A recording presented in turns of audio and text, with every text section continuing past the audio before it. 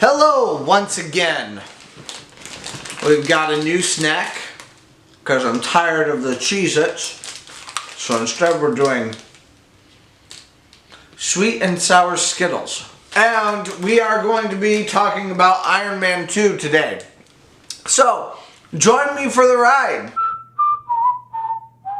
If you have not been here before, subscribe. We opened with watching just a little bit of a recap of Tony in the middle of his last interview saying that he was in fact Iron Man. We see kind of the reaction to that, but then more importantly we see the reaction of two people that are in the middle of a cave. One of them is a younger man and one is an older man, and the older man is dying and he says something to the younger man about that should have been you. And then this younger man begins making something.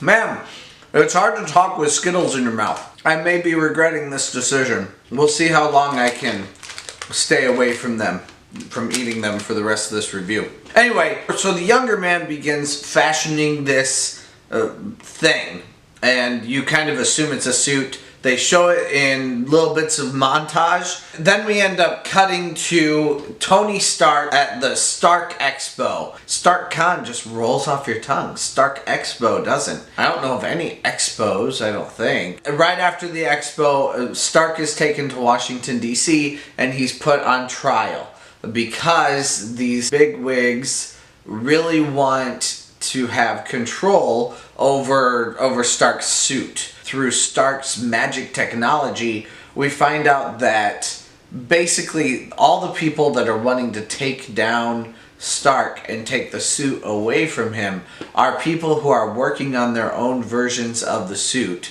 So all these people are kind of proven to be cronies a little bit. The chemistry between Stark and Mrs. Potts is much better in this movie, and this movie has jokes. Like, there's actually some funny lightheartedness. I really liked that. I still feel like the Marvel movies in general are finding their footing a little bit, but there is a little bit of comedy that was fun to watch in this film. Things are really getting bad for him now. There's a lot of blood toxicity that's happening, and that level of toxicity in his blood is getting worse and worse throughout the course of the movie, and pretty rapidly. Tony Stark goes to someplace exotic because he wants to be in a race. And then right at that time, this big dude comes in who has fashioned the suit for himself. He just has this vendetta against Stark, which I don't really understand. I don't feel like they properly motivated him. There is something to, like,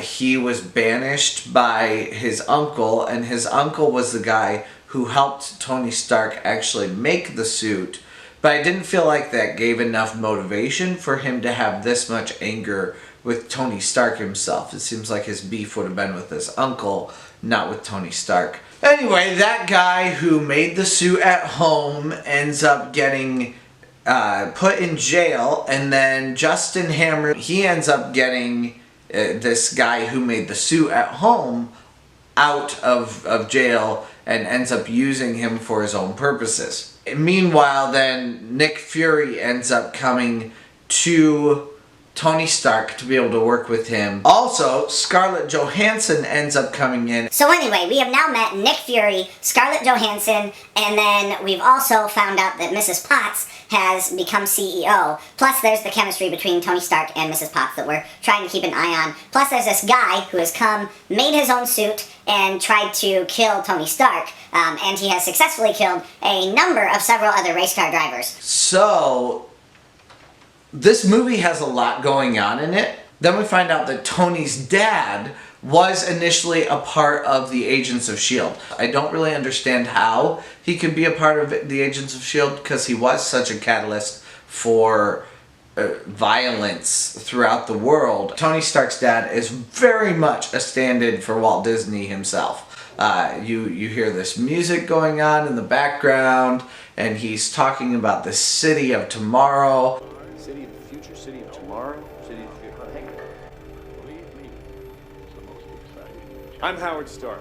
As an avid Disney lover already, that was just something that piqued my interest. Scarlett Johansson seemed to be pleasingly surprisingly fun to watch. She was very much an enigma, and then she was really like a great fighter. She takes out this whole room of guys and then just maces one of them at the end, and it was like perfect timing. Again, humor is getting better in these films.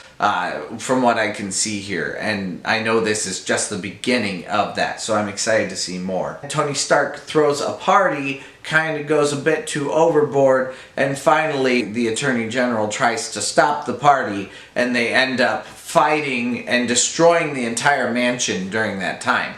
That was creative, I think, just because it subverts the trope of destroying the city like we've seen in so many of these movies. Anyway, finally in the end, Pepper quits, Iron Man kisses her, and they all live happily ever after until the next movie, I'm assuming. I'm not sure that I'm a huge fan of Iron Man, or at least of the Iron Man side of this franchise.